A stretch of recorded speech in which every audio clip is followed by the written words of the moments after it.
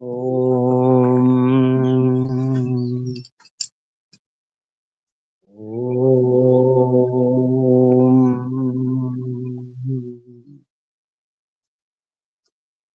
ఓం భూర్భువస్వః తత్సవితుర్వరేణ్యం భర్గో దేవస్య ధీమహి ధియో యో నః ప్రచోదయాత్.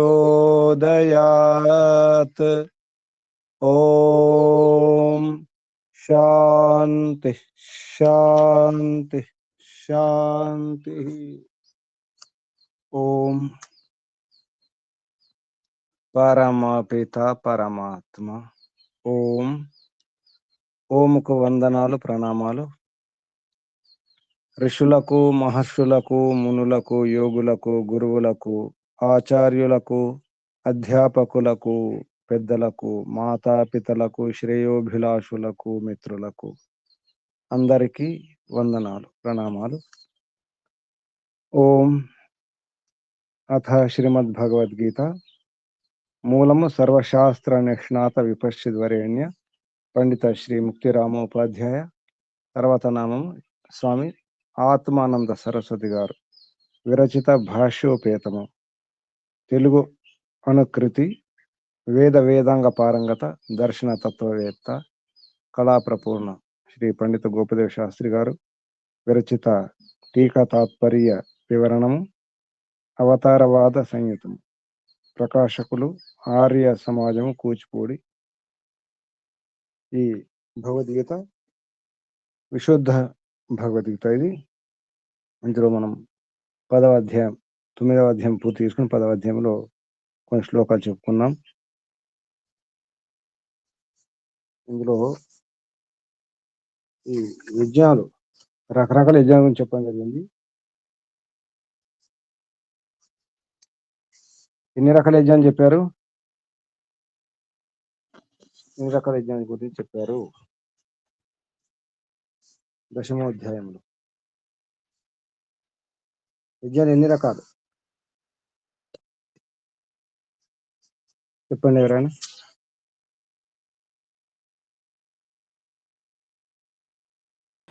నమస్తే గురి. ద్రవ్య యజ్ఞము, జ్ఞాన యజ్ఞము రెండేనా గురి? ఇంకా ఇంకా ద్రవ్య యజ్ఞము, జ్ఞాన యజ్ఞం, ఇంకా తపో యజ్ఞము, యోగ యజ్ఞము. 6వ శ్లోకం చూడండి. ఇంకా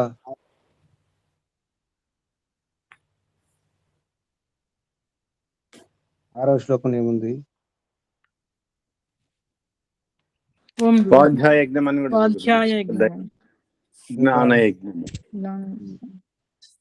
ద్రవ్య యజ్ఞము, తపో యజ్ఞము, జ్ఞాన యోగ యజ్ఞము, స్వాధ్యాయ యజ్ఞము, జ్ఞాన యజ్ఞము. యజ్ఞం గురించి చెప్పడం జరిగింది. ద్రవ్యయజ్ఞం అంటే ద్రవ్యయజ్ఞం, ద్రవ్యములతో అంటే సామాగ్రి, సమిధలు, వాటితో చేసే యజ్ఞం. 7వ శ్లోకం ఏమన్నారు? 7వ శ్లోకంలో యజ్ఞశ్రేష్ఠ అమృత భుజో యాంతి బ్రహ్మ సనాతనం నా అయం లోక అస్తి అయజ్ఞస్య కుతో అన్య కురు సప్తమ. ఈ లోకం లేదు, ఈ లోకం లేనప్పుడు, ఈ లోక సుఖం లేనప్పుడు ఈ లోకం సుఖం లేదు, శాంతి లేదు. అన్య కురు సప్తమ అంటే వేరే పరలోకం ఏమి లభించదు. అంటే ఇక్కడ విషయం ఏంటంటే యజ్ఞశిష్ట అమృత భుజ అన్నారు.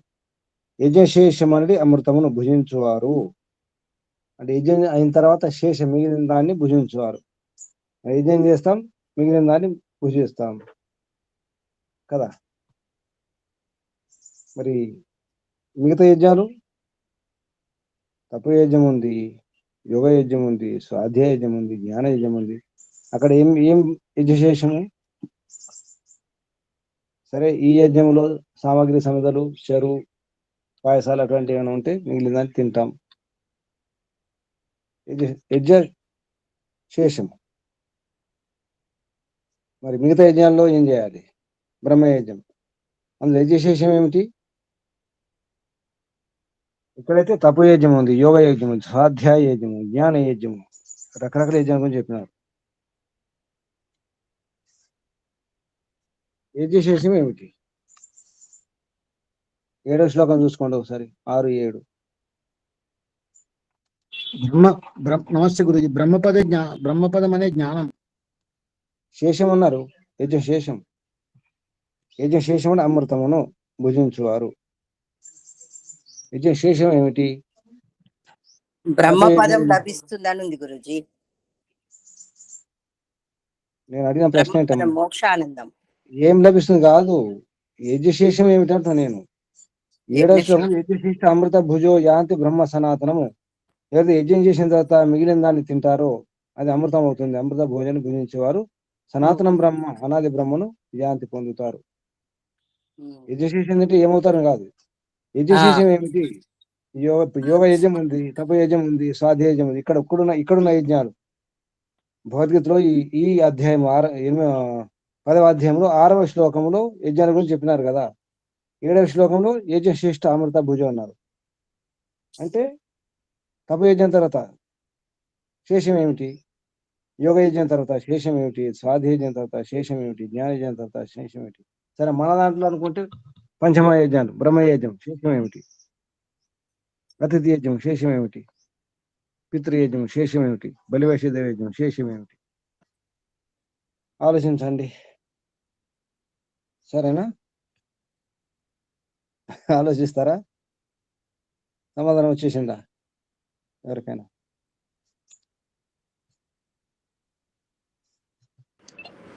వాళ్ళు నిష్కామ కర్మ చేసిన వాళ్ళు అవుతారు గురుజీ. అమ్మ ప్రశ్న ఏంటి?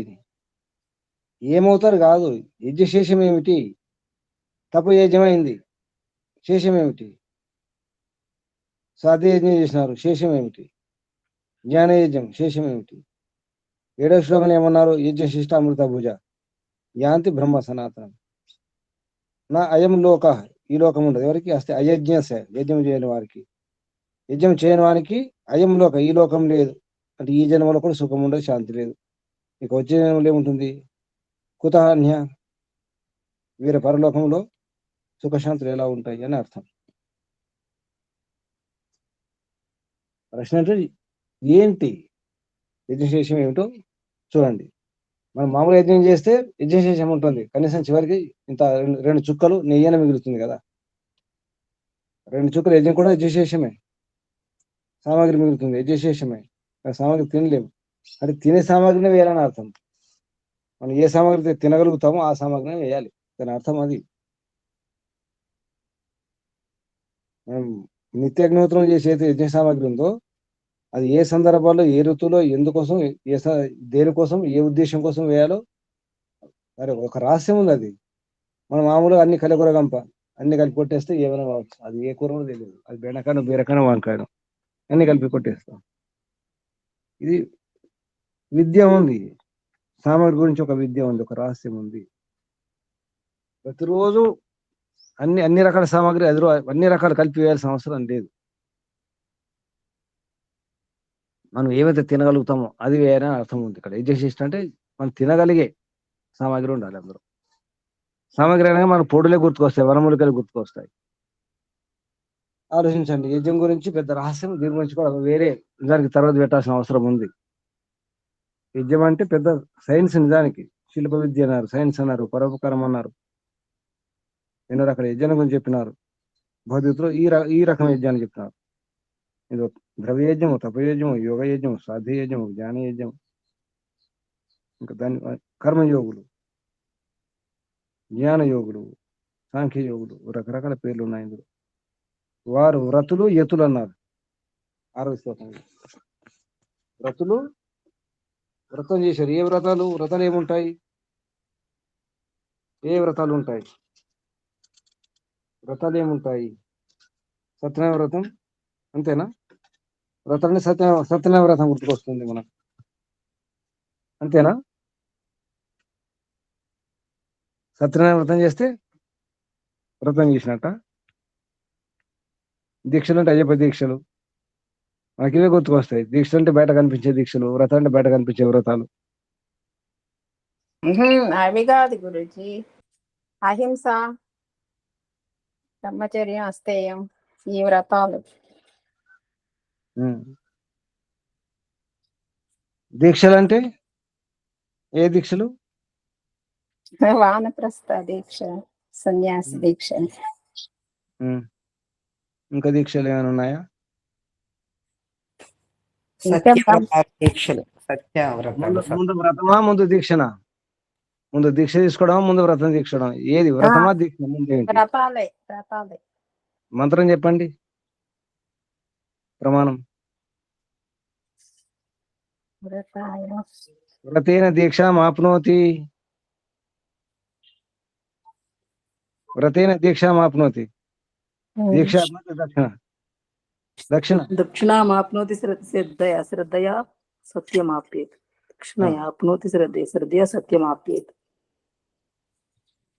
చివరికి సత్యం కొరకు ఇదంతా ఈ వ్రతం.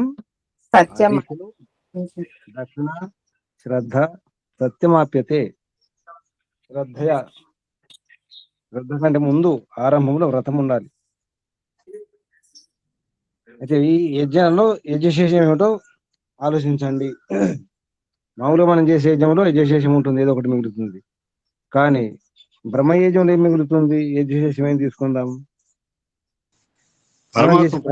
పరమాత్మ ప్రాప్తే బ్రహ్మయజ్ఞంలో అమృతం. అదే ఎవరు నాకు డబ్బులు లేవు. ఎవరు మాట్లాడేది? ప్రయత్నం చేయండి. అని అలాగే అన్ని మనం ఏదైతే పంచమ యజ్ఞాలు అనుకుంటున్నాం అందులో యజ్ఞశేషం ఏమిటో, ఇక్కడ భగవద్గీతలో ఉన్నటువంటి ఈ రకరకాల యజ్ఞాలు ఉన్నాయి, అందులో యజ్ఞశేషం ఏమిటో ఆలోచించండి, మానచింతన చేయండి, ఎవరిని అడగండి, చర్చించండి, స్వాధ్యాయం చేయండి, ప్రయత్నం చేయండి. సరేనా?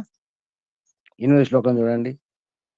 ఏవం బహువిధ యజ్ఞ వితతాం బ్రహ్మణో ముఖే కర్మజాన్ విద్ధి తాన్ సర్వాన్ ఏవం జ్ఞాత విమోక్షసి అన్నారు. ఏమర్థమైంది ఇందులో 8వ శ్లోకంలో? ఏవం బహువిధ యజ్ఞ అంటే ఈ రకంగా, ఏవం అంటే ఈ రకంగా, ఈ విధంగా, ఇలా. బ్రహ్మణ ముఖే, బ్రహ్మణ ముఖం, బ్రహ్మ యొక్క ముఖం ఏమిటి?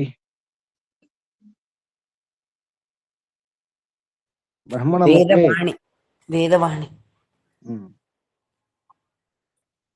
వేదవాణి. బ్రహ్మణ ముఖి అంటే బ్రహ్మణ ముఖములో, అంటే ముఖం యందు, అంటే వేదవాణి యందు, వేదవాణి మూలమున, ఆ రకంగా అర్థం. ఈ విధంగా బహువిధ యజ్ఞ వితతాం. వితతాం అంటే సతతం, వితతం అంటే వ్యాపించి ఉన్నటువంటి, వ్యాపించిన యజ్ఞాలు. అంటే వేదాల్లో రకరకాల యజ్ఞాల గురించి ఉంది, ఇది ఒకటే కాదు, ఇంతే కావు. ఈ యోగ యజ్ఞము, సాధ్య యజ్ఞం, తప యజ్ఞం ఇంతే కాదు, చాలా రకరకాల యజ్ఞాలు ఉన్నాయి, ఎన్నో యజ్ఞాలు ఉన్నాయి వేదంలో. ఇంకేమున్నాయి? ఏముంటాయి చెప్పండి? ఎన్నో రకాల యజ్ఞాల గురించి ఉన్నాయి. అసలు భగవంతుని నామం ఏమిటి? యజ్ఞమే. అయం యజ్ఞ, అయం యజ్ఞో భువన సేనాభి. సత్యార్థ ప్రకాశం మొదటి సమలాసం చూడండి, ప్రథమ సమలాసంలో అందులో ఒక నామం ఉంటుంది, యజ్ఞ అని. దాన్ని నిర్వచనం కూడా ఉంటుంది, వ్యుత్పత్తి కూడా ఉంటుంది. యజ్ఞ అంటే ఎందుకు? అయం యజ్ఞ, యజ్ఞమే. భగవంతుడే ఈ భవనాలకు, విశ్వమంతటికి, విశ్వానికి కేంద్రం, ఆధారం, స్రోతస్సు, నాభి.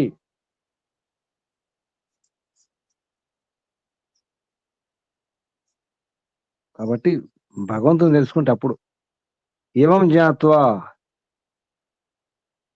కర్మ జ్ఞాన విద్ధి తాన్ సర్వాన్ ఏవం జ్ఞాత్వ విమోక్షసే, విమోక్షసే.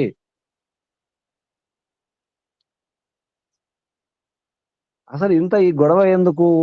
అసలు ఈ తికమకలు, రకరకాలు, ఈ కర్మలు, ఆ కర్మలు, ఈ కర్మ అనుకుంటూ ఇదంతా ఎందుకు? తెలుసుకోవడం అవసరమా? ఏదో జీవించేస్తే అయిపోతుంది కదా, ఇంత గందరగోళం, ఇంత శ్రమ ఎందుకు? కృష్ణునికి ఏం పని లేనట్టుంది కదా, అర్జునుడికి ఏం పని లేనట్టుంది, అంతేనా? నాకేం పని లేదు, నీకేం పని లేదు, అంతేనా? కృష్ణులకు కూడా ఏం పని లేదు. కర్మ గురించి ఇంత చెప్పడం అవసరమా? అంటే మానవ జన్మ, అన్ని పరమాత్మ కొరకే గురుజీ. మానవ జన్మలు తెలుసుకోవాల్సిన ఇన్ని ఉంటాయా? అన్ని పరమాత్మ కొరకే తెలుసుకోవాలి. మానవ జన్మ అసలు నిజానికి ఇందులో నరకం ఉందా, సుఖం ఉందా? నాకైతే నరకం అనిపిస్తుంది మానవ జన్మ. పుణ్యం చేసుకుంటే లభించిందా, పాపం చేసుకుంటే లభించిందా? ఇన్ని గొడవలు ఉన్నాయా వేరే ప్రాణులకు? లేవు. ఏ పులికి కానీ, ఏ సింహానికి, ఏనుగు, ఇలక, ఈ ఆవులు, ఆవోయి పుట్టింది నయం అనిపిస్తుంది, చిలుకై పుట్టింది నయం కదా. అసలు ఊహించుకోండి, తెలుసుకోండి. ఊహించుకోవడం ఎందుకు? పుట్టిన తర్వాత ఎన్ని నేర్చుకోవాల్సి వచ్చింది, ఎన్ని తెలుసుకోవాల్సి వచ్చింది, ఎంత శ్రమించాల్సి వస్తుంది, ఎక్కడెక్కడ తిరగాల్సి వస్తుంది, ఎన్ని మానాలు, అవమానాలు, ఎన్ని గొడవలు, ఎంత శ్రమ కదా. ఏమైనా సుఖం ఉందా మానవ జన్మలో? అడగండి. కష్టాల పాలైన వారు ఉన్నారు, కష్టాలు అనుభవించిన వారు, అనుభవిస్తున్న వారు ఉన్నారు. వారిని అడగండి. మానవ జన్మ మంచిదా చెడా అని చెప్తారు వారు. మంచిదేనా మానవ జన్మ? సుఖం ఉందా? మానవ జన్మ ఉత్తమం అంటారు కదా. మానవ జన్మలో సుఖం లేదు ఉత్తమం అంటారు అంటారు కానీ ఎక్కడ అంటున్నారు కానీ ఎన్ని కర్మల గురించి తెలుసుకోవాలి. ఈ కర్మ, ఆ కర్మ, ఎన్ని కర్మలు చూడండి. ఆ కర్మ అన్నారు, వికర్మ అన్నారు, ఇంకా ఏ కర్మల గురించి ఉందో మన దేశంలో కొన్ని కర్మలే. సకర్మ కర్మ అన్నారు. సకర్మ కర్మ వండి రెండు రకాలు: శుభకర్మలు, అశుభకర్మలు, అంటే పాప పుణ్య కర్మలు. మళ్ళీ నిష్కామ కర్మలు, అవి రకాలు. మళ్ళీ ఈ సకర్మ కర్మలు ఎన్నో రకాలు, అందులో పాపకర్మలు ఎన్నో రకాలు, పుణ్యకర్మలు ఎన్నో రకాలు. ఇన్ని రకాలు తెలుసుకోవడం అవసరమా? ఇన్ని చేయడం అవసరమా? ఏదో ఒకటి చేస్తే అయిపోతుంది, జీవించేస్తే అయిపోతుంది. ప్రొద్దున లేవాలి, సాయంత్రం అవుతుంది, రాత్రి అవుతుంది, పడుకోవాలి, మళ్ళీ లేవాలి, తినాలి, లేవాలి, పడుకోవాలి, అంతే కదా. ఇది వద్దు అనుకున్న వాళ్ళకి, ఈ జన్మ వద్దు అనుకున్న వాళ్ళు ఇవన్నీ కష్టాలన్నీ అనుభవించి అది చేసుకోవాలి. వద్దు అనుకున్న వాళ్ళకి. వద్దనుకుంటే కష్టపడాలి. అది మళ్ళీ జన్మ వద్దు, ఈ మానవ జన్మ వద్దు, ఏ జన్మ వద్దు అనుకుంటే ఇంత కష్టపడాలి. ఏమైనా కానీ, ఏమైనా పోనీ అంటే ఏదైనా రాని, హే ఈశ్వర తేరిచ్చా పూర్ణం, భగవంతుడు నీ ఇష్టం, నీ దయ అంటే ఈ సమస్య లేదు కదా. అప్పుడు ఏమి నేర్చుకోవాల్సిన అవసరం లేదు, ఏమి తెలుసుకోవాల్సిన అవసరం లేదు, ఈ భౌతికత అవసరం లేదు, వేదం అవసరం లేదు, అష్టాధ్యాయి, ఇటువంటి సంస్కృతం, ఈ సాహిత్యం, ఈ గ్రంథాలు. అలాంటి అవసరం లేకపోతే మోక్ష సాధన ఎందుకు? ఇంకా మోక్షం అంటున్నారమ్మా. ఎవరు అనుభవించిన వారు ఉన్నారు? అనుభవించిన వారు అని చెప్తున్నారా? మోక్షం గురించి అనుభవించిన వారు ఎవరు ఉన్నారు? ఇప్పుడు ఎవరైనా అనుభవించిన వారు? ఋషులు అనుభవించిన వాళ్ళు చెప్పారుగా. వాళ్ళు నేరుగా చెప్పట్లేదు కదమ్మా, ఏదో రాసిపోయారు అంతే. ఏదైనా చెప్పారు కదా. గ్రంథాలు, సాహిత్యం రాసిపోయారమ్మా. వారు నేరుగా ఇప్పుడు ఉన్నవారు చెప్పట్లేదు కదా. ఎవరు ఉన్నారు చెప్తున్నారా? ఇప్పుడు మిగిలిన్నవారు, బ్రతికున్నవారు. సరే, మీరు ఎవరైనా చెప్పండి, చెప్పండి. నేను మోక్షానందాన్ని అనుభవించినాను చెప్పండి. మీరు ఏమైనా ప్రయత్నం చేయండి. మరి మోక్షానందాన్ని అనుభవిస్తున్నాను. గురుజీ, ఇప్పుడు వాళ్ళు ఎన్నో పుస్తకాలు రాశారు, వేదంలో పరమాత్మ కూడా చెప్పాడు. ఇప్పుడు మీరు కూడా చెప్తున్నారు, కానీ ప్రయత్నం చేయాల్సింది మేం కదా. మరి మేము ప్రయత్నం చేస్తేనే దొరుకుతుంది. అది చేస్తున్నాం కదా. ఎంతమంది చేస్తున్నావు ఎవరికి వాళ్ళకి తెలుస్తుంది. నువ్వు ఎంత చేస్తున్నావు, నేను చేయట్లేదు. ఎవరి ఆత్మకు వాళ్ళకి తెలుస్తుంది. ఆ మార్గంలో ముందుకు వెళ్ళగలిగినటువంటి కృషి చెయ్యాలి కదా. చేసినప్పుడు దొరుకుతుంది. మీరు ఏమేమి అనుభవిస్తున్నారో, మీరు ఎవరెవరు ఆనందాన్ని, తృప్తిని అనుభవిస్తున్నారో చెప్పండి. ఇప్పుడు ఉన్న వాళ్ళు, నేను తృప్తిగా ఉన్నాను, అనుభవిస్తున్నాను, ఆనందాన్ని అనుభవిస్తున్నాను, తృప్తి, సంతృప్తి ఉంది, హాయిగా ఉంది చెప్పండి. మీరే చెప్పండి. ఎవరైనా అనుభవిస్తున్నారా? కొంచెమైనా ఉంది గురించి, మామూలుగా చాలా మంది కంటే బానే ఉన్నామని తెలుసు. తెలుసు. కోరుకుంటుంది అదే. మీరు వేల మంది కంటే, కొన్ని లక్షలాది మంది కంటే, కొన్ని కోట్లాది మంది కంటే, ఎందరో కంటే మీరు హాయిగా ఉన్నారా లేదా? ఉన్నాము. మార్గం ఉన్నందుకు అది గట్టిగా చెప్పండి. అందరం కొద్దిగా హాయిగానే ఉన్నాం గురించి. లక్షలు కాదు, కొన్ని కోట్ల మంది కంటే, జనం కంటే మనం చాలా బాగున్నాం. సరిపోలేదు, ఇంకా బాగుండాలి, సరిపోలేదు. సరైన మార్గంలో మనం నియమాలు తెలుసుకొని నియమాలు పాటిస్తే ఆరోగ్యం కూడా మన చేతుల్లో ఉంటుంది. అవును మన ఆరోగ్యం మన చేతుల్లో ఉంది. చెప్పుకోండి, నా ఆరోగ్యం నా చేతుల్లో ఉంది. అది నిజం గట్టిగా స్వామి. చెప్పండి. నా ఆరోగ్యం నా చేతిలో నా ఉంది. చేతిలోనే నా ఉంది. ఆరోగ్యం నా చేతిలో ఉంది, అదే నిజం. అంతే. ఉంది. ఎందుకు ఉంది అంటున్నాను? ఉండి చూడండి, మీరు కొన్ని నియమాలు పాటించండి, తప్పకుండా ఉంటుంది. మన ఆరోగ్యం మన చేతిలోనే ఉంటుంది. అలాగే మన జీవితం మన చేతిలో ఉంది. మన కష్టాలు మన చేతుల్లో ఉన్నాయి. మన సుఖాలు మన చేతుల్లో ఉంటా. ఉన్నాయి. మనకు తెలియకపోవచ్చు, ఒప్పుకోకపోవచ్చు, ఇంకా విశ్వాసం కలగలేదు కాబట్టి అలా అంటాం. అలాగే మన మోక్షం కూడా మన చేతిలో ఉంది. అవును. ఎందుకు మన మోక్షం మన చేతిలో ఎందుకు ఉంది అంటే కర్మ మన చేతిలో ఉంది. మంచి పని చేద్దామా, చెడు పని చేద్దామా, పాపమా పుణ్యమా, ధర్మమా ధర్మం, అంత మన చేతిలో ఉంది. అంత మన చేతిలో. భగవంతుని చేతిలో ఏమి లేదు కదా. భగవంతుని చేతిలో ఏముంది? కర్మ చేయడం. భగవంతుడి చేతులు ఇవ్వడమే ఉంది, చేయటమే మన పని. ఇవ్వడమే భగవంతుడు ఫలితమే ఇవ్వడమే. అంతే. కర్మ ఫలదాత. ఒక చోట మన మంత్రాల్లో శబ్దాలు వస్తాయి. అక్రతు, ఏం పని లేదట భగవంతుడికి.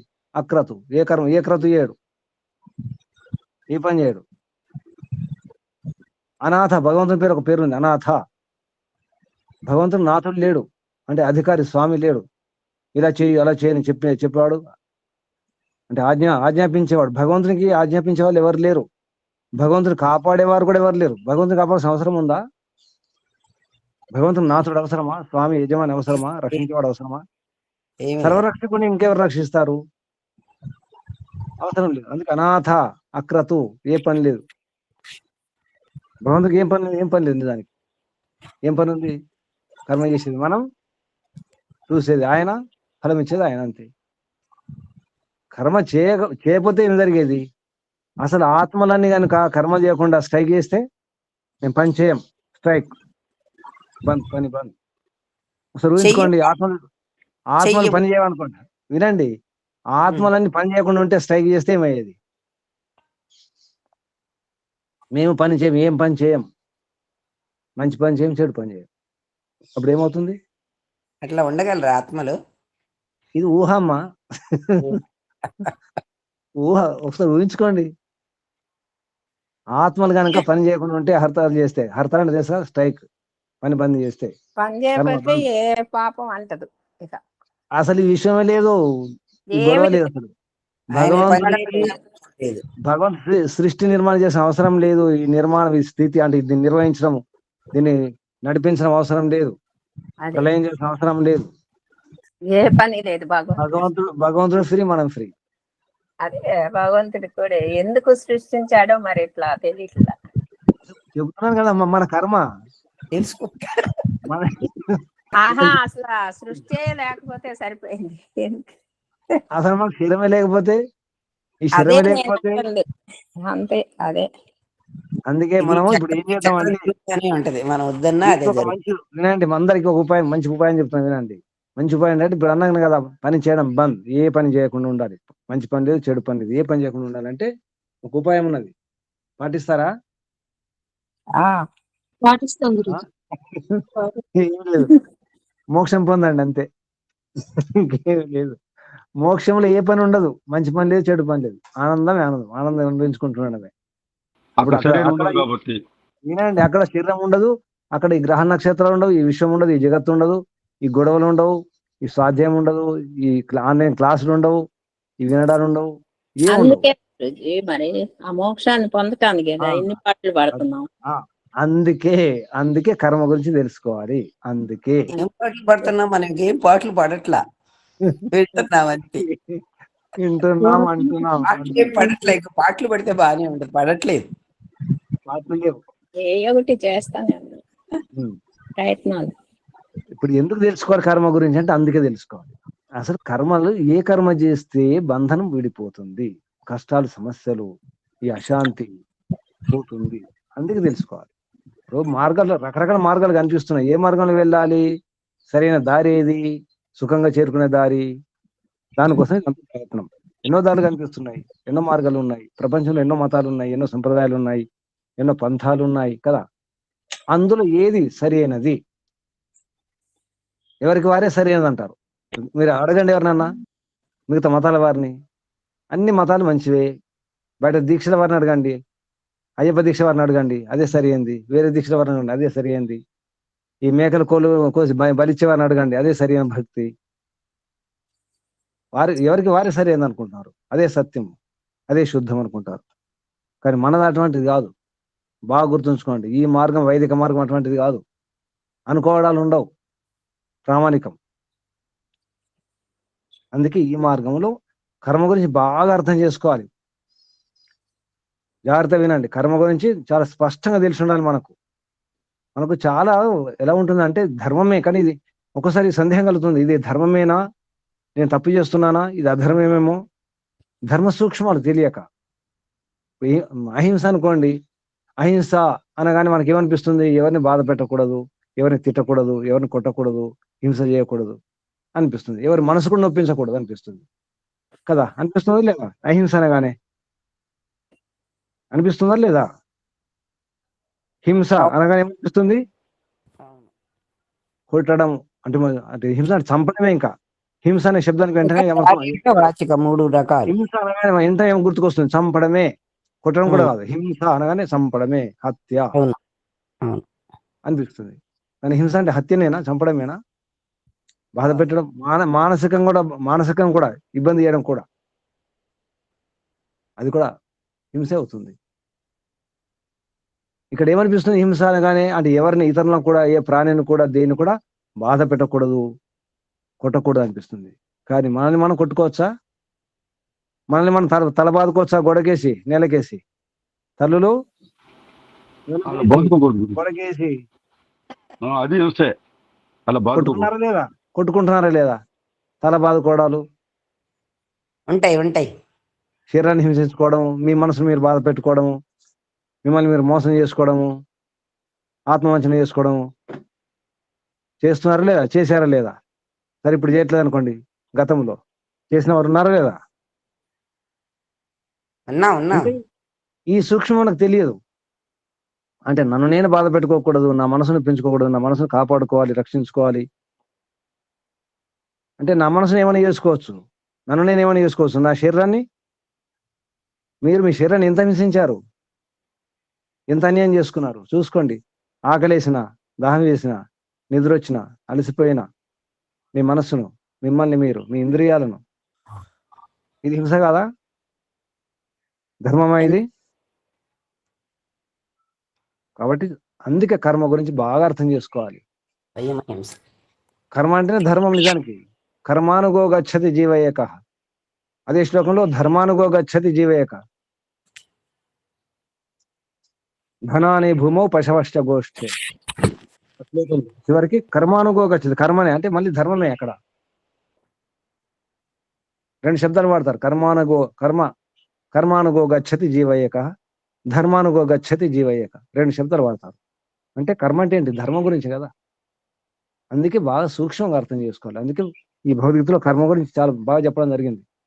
ఎన్ని అధ్యాయాల పేర్లు పెట్టినారు ఇక్కడ విశుద్ధం. ఈ భౌతికతలో అన్ని కర్మయోగాలే. చూడండి, కర్మయోగమే అసలు. కర్మ గురించి ఉంది భౌతికత మొత్తం. దీని మూలం సూత్రం ఏంటి? మూల మంత్రం, దీనికి ఆధారమైన మంత్రం ఏమిటి? యజుర్వేదంలో చివరి అధ్యాయంలో కర్మణ్యేవాధికారస్తే, అది శ్లోకం, అది మంత్రం. కుర్వన్యేవ కర్మాణి ఏవం త్వయి నానే తేతోస్తే నా కర్మ లిప్యతేనరి, ఆ మంత్రం యజుర్వేదంలో చివరి అధ్యాయంలో. ఆ మంత్రం యొక్క సారమే వివరణ, విశ్లేషణ, మొత్తం గీత మొత్తం, భౌతికత మొత్తం. నీ కర్మ, నీ ధర్మం, నీ కర్తవ్య కర్మ నీకు చేయాలి. వర్ణాశ్రమ ధర్మాన్ని అనుసరించి మీ కర్మలు ఏమిటో చేసుకోండి. ఎవరి కర్మలు వారు చేసుకోండి. మీ కర్మ మీరు చేసుకోండి, మీ ధర్మం మీరు చూసుకోండి. మీ కర్తవ్య కర్మ ఏమిటి? నీ కర్మ ఏమిటి? ఏమంటున్నారమ్మ? జీవితం అంటేనే కర్మని తీసుకోవచ్చా గురుజీ? జీవితం అంటేనే హవనం, యజ్ఞం అని చెప్పినారమ్మా. జీవితం అంటే యజ్ఞము. అందులో సోమయాగం అన్నారు. ఇంకా స్పష్టంగా సోమయాగం గురించి చెప్తూ జైమిని మహర్షి పూర్వమీమాంస దర్శనంలో మానవ జీవనం అంటే అది కూడా మానవ జీవనమే, మరి వేరే శరీరాలు, వేరే ప్రాణులు కాదు. మానవ జీవనం అంటేనే సోమయాగం, యాగమే. అందుకే రకరకాల యజ్ఞాల గురించి చెప్పినారు. అంటే మన కర్మల గురించి స్పష్టంగా తెలిసి ఉండాలి. పురుషుల కర్మలు ఏమిటి, స్త్రీల కర్మలు ఏమిటి, అంటే భార్య కర్మ ఏమిటి, భర్త కర్మ ఏమిటి, పిల్లల కర్మలు ఏమిటి, ఉపాధ్యాయుల కర్మలు, విద్యార్థుల కర్మలు, ఎవరి కర్మలు ఏమిటి స్పష్టంగా తెలుసుకోవాలి. అందుకే రకరకాలుగా ప్రయత్నం చేయడం జరుగుతుంది. కర్మ సిద్ధాంతం అనేది చాలా సూక్ష్మం, చాలా లోతైనది, గహనం అన్నారు, చాలా లోతు, గంభీరమైనది, చాలా రహస్యం ఉంటుంది ఇందులో. చివరికి చిత్ర అన్నారు వ్యాస మహర్షి. చిత్ర అంటే విచిత్రం. ఇది చాలా విచిత్రమైనది కర్మ సిద్ధాంతం, కర్మ వ్యవస్థ. తర్వాత శ్లోకం చూడండి, 9వ శ్లోకం. ఏమైనా అర్థమవుతుందా? అర్థమవుతుంది గురుజీ. అర్థమవుతుంది. 9వ శ్లోకం. శ్రేయాన్ ద్రవ్యమయాద్ యజ్ఞాత్ జ్ఞానయజ్ఞ పరంతపః సర్వం కర్మ. ఇక్కడ శబ్దం ఏముంది? కర్మ అఖిలం ఉండాలి. కర్మ ఉందా? అఖిలం ఉందా మీకు? సర్వం కర్మ అఖిలం ఉంది. అఖిలం అని ఉంది గురించి. సర్వం కర్మాఖిలం పార్థ. కర్మాఖిలం, కర్మ అఖిలం ఇస్తే కర్మాఖిలం పార్థ జ్ఞానే పరిసమాప్యతే. ఎవరు కొత్తవారు? మహేశ్వరమ్మ గారు చెప్పండి మీరు. ఓం గురుజీ.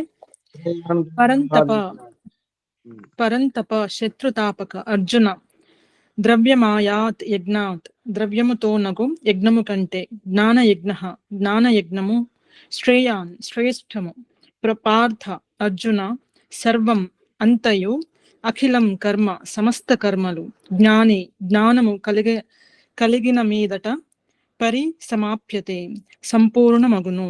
తాత్పర్యము: ద్రవ్యములతో నాచరించు యజ్ఞము కంటే జ్ఞానయజ్ఞము శ్రేష్టము. కర్మలన్నయు జ్ఞానమునందు సమాప్తి నందును. జ్ఞానము వర్ధిల్లజేయు కర్మలు శ్రేష్టములని భావము. ఓం గురుజీ.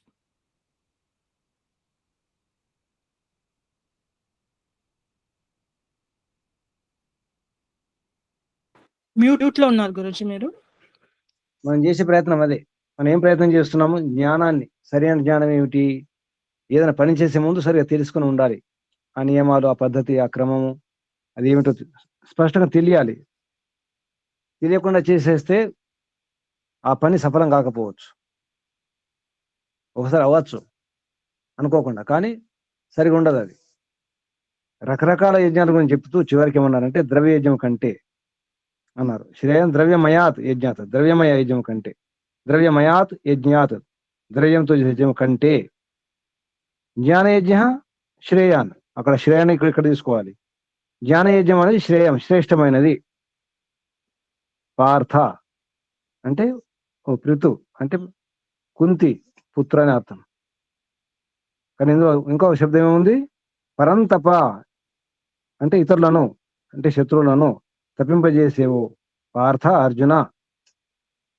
ఎందుకన్నారు చెప్పండి ఈ మాట? పరంతపని ఎందుకన్నారు? ఇంతకుముందు జరిగిన ఎన్నో యజ్ఞాలలో శత్రువులను తప్పింపచేస్తున్నాడు అర్జునుడు, అందుకని ఆయన శత్రుతాపక అన్న. జయించిన వాడు. కానీ ఇప్పుడు ఏ శత్రువును జయించాలి? లోపలి శత్రువును జయించాలి.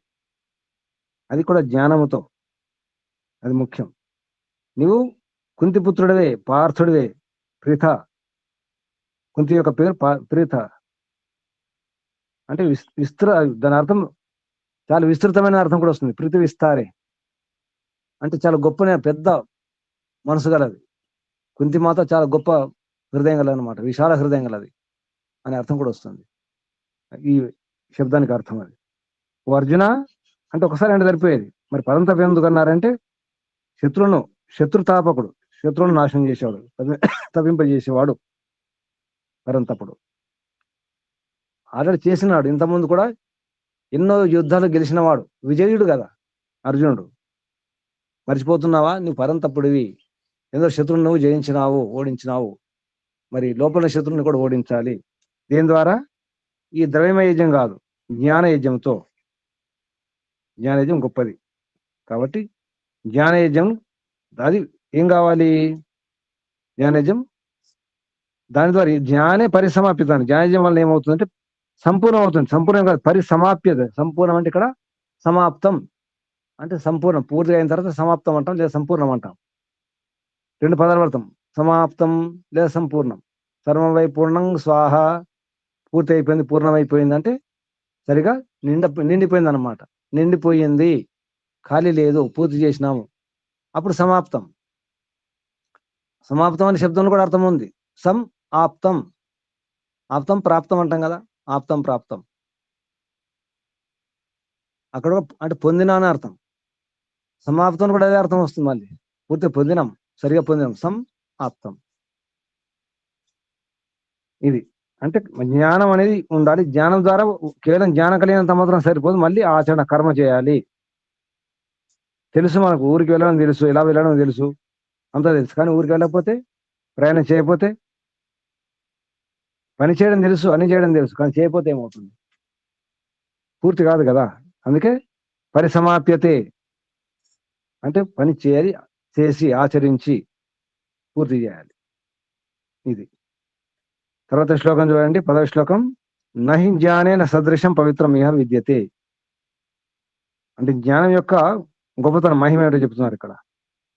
తత్ స్వయం యోగ సంసిద్ధ కాలేన ఆత్మని విందతి. కాలే అక్కడ స్పేస్ ఉంది, కాలే నా ఉండాలి. కాలేన ఆత్మని విందతి, కాలేన ఆత్మని అంటే ఆత్మలోనే. అర్థం చెప్పండి, 10వ శ్లోకం అర్థం. నిర్మలమ్మ గారు పుస్తకం ఉందా? సుజాతమ్మ గారు చెప్తాను గురుజీ గారు, చెప్పండి అమ్మ. ఓపెన్ చేస్తున్నాను. నహి జ్ఞానే సదృశం. ఇహ ఈ లోకమున, జ్ఞానేన జ్ఞానముతో, సదృశం సమానమై, పవిత్రం శుభమైనది, నహి విద్యతే లేనే లేదు, తత్ దానిని, యోగ సంసిద్ధ యోగమున సిద్ధుడైన వాడు, స్వయం తనకు తానే, కాలేన కొంతకాలమునకు, ఆత్మని తనలోనే, విందతి పొందును. తాత్పర్యము: లోకమున జ్ఞానము వంటి పవిత్రమైన వస్తువు మరియుండు లేదు. కర్మయోగమున సిద్ధి పొందిన నాడు మానవుడు తనలోనే తానటి జ్ఞానమును పొందును. ఓం నమస్తే గురుజీ. లోకమున జ్ఞానం వంటి పవిత్రమైన వస్తువు. ఇహ అంటే ఈ లోకములో. మరొక అర్థం ఇహ అంటే, మరొక అర్థం ఈ జన్మలో, ఈ శరీరంలో అనే అర్థం కూడా వస్తుంది. ఈ లోకంలో అంటే, ఈ లోకం అంటే ఈ శరీరంలో ఒక లోకం, ఈ శరీరంలో, ఈ జన్మలో జ్ఞానాన్ని మించినటువంటి, జ్ఞానేన సదృశం పవిత్రమైనటువంటి, సదృశం పవిత్రం ఇహ నా విద్యతే. నా హి 2 శబ్దాలు తీసుకుంటే లేనే లేదు. హి అంటే ఖచ్చితంగా లేదు. జ్ఞానాన్ని మించినటువంటి, జ్ఞానంతో సమానమైనటువంటి, పవిత్రమైనటువంటి, శుద్ధమైనటువంటి, శుభమైనటువంటి వస్తువు లేనే లేదు, ఏది లేదు. జ్ఞానమే గొప్పది. అప్పుడేమవుతుంది? తత్ స్వయం యోగ సంసిద్ధ, దాన్ని యోగ సంసిద్ధుడు అంటే యోగం సిద్ధించిన వాడు ఏమవుతుంది?